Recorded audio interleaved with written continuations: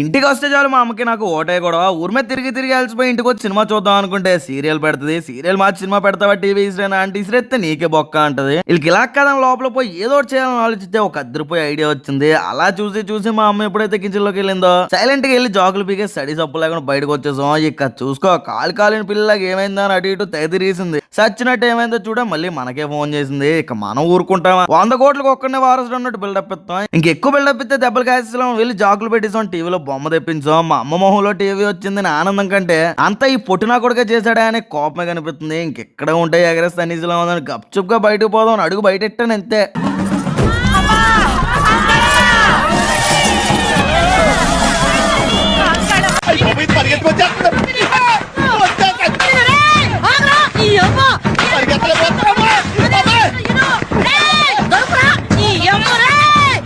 भाई लाइक करे, फॉलो करे, शेयर करे।